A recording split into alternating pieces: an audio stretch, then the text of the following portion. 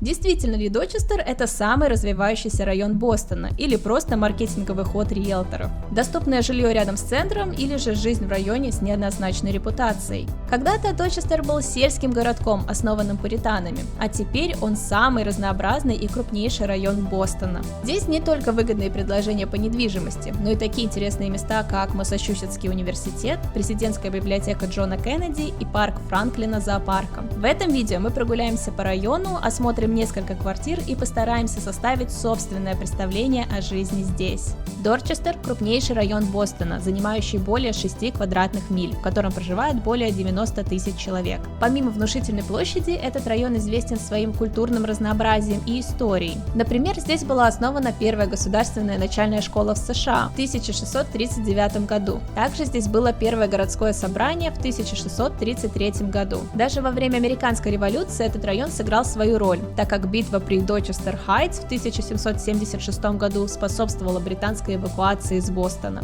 Исторически этот район являлся домом для ирландских, немецких, итальянских и польских иммигрантов, а с 20 века сюда начали прибывать представители карибских, центрально- и южноамериканских, а также восточно- и юго-восточных азиатских общин. На данный момент расовое разнообразие района следующее: 37% темнокожих, 23% белых, 20% латиноамериканцев и 9% азиатов. Средний доход семьи здесь составляет почти $88 тысяч в год.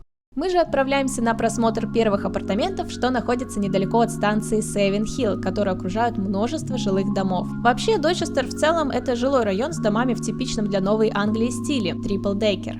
Такие дома, как правило, имеют легкие каркасные деревянные конструкции, где каждый этаж обычно состоит из одной квартиры. В конце 19-го, начале 20-х веков в Новой Англии были построены десятки тысяч трехэтажных домов, которые служили дешевым средством размещения тысяч недавно прибывших рабочих иммигрантов. И цена за жилье рассчитывалась так: стоимость земли, подвала и крыши распределяется между 3 или 6 квартирами, которые обычно имеют одинаковую планировку этажей. А вот и наш первый дом. И да, попрошу подготовиться тех, кто живет в центральных или южных штатах Америки, так как тут цены на квартиры такие же, как, например, цены за дом в том же Техасе. Но сейчас не об этом. Давайте посмотрим, что нам предлагают за $649 тысяч. Квартира площадью в 1096 квадратных футов находится на 2-м этаже и имеет 2 спальни, 2 ванные комнаты, камин и небольшую террасу.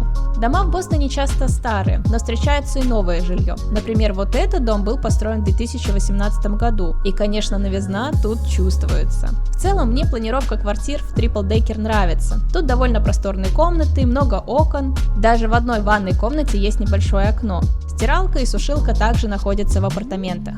Еще один плюс – окна спальни не выходят на соседний дом. Ведь в таких зданиях часто бывает, что они стоят очень близко друг к другу, и кажется, будто до соседнего дома можно дотронуться рукой. В целом квартира достаточно светлая и просторная, но здесь нет парковки.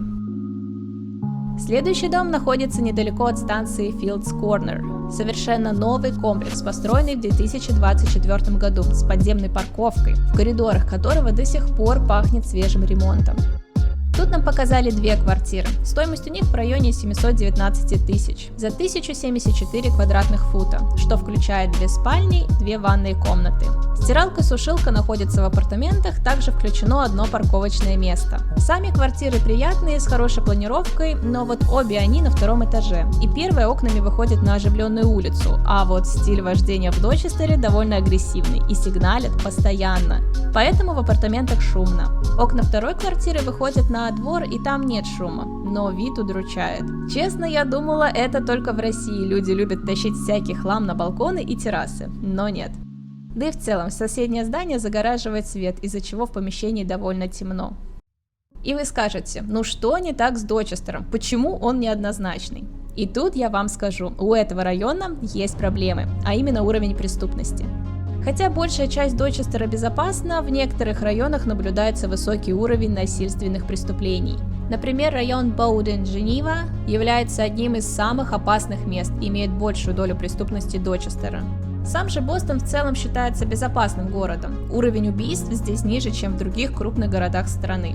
И правда, гуляя по разным районам Бостона, я всегда чувствовала себя спокойно и не переживала, что телефон могут вытащить из кармана или что-то подобное. Но вот в Дорчестере мне было прямо неуютно. Я действительно побаивалась доставать свою камеру и снимать улицы, особенно когда мы были на Fields Corner. И тут стало понятно, почему в этом районе так много жилья на продажу, да вдобавок по разумным ценам в сравнении с другими районами.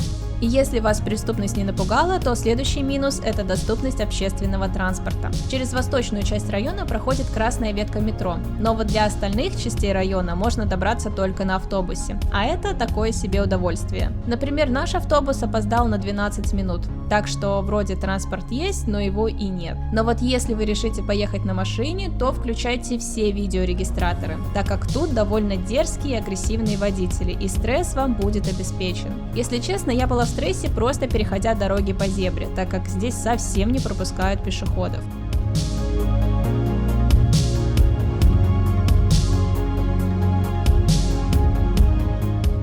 Дорчестер – это район с богатой историей и огромным потенциалом, но с множеством контрастов.